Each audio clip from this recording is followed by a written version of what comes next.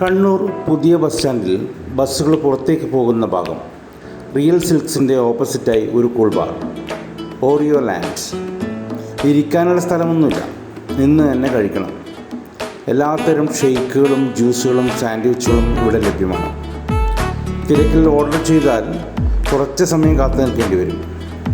എങ്കിലും മറ്റു കൂൾ ബാറിനേക്കാൾ തിരക്കാണ് ഇവിടെ. ഞാനൊരു പപ്പായ ജ്യൂസും എഗ്ഗ് സാൻഡ്വിച്ചും ഓർഡർ ചെയ്തു.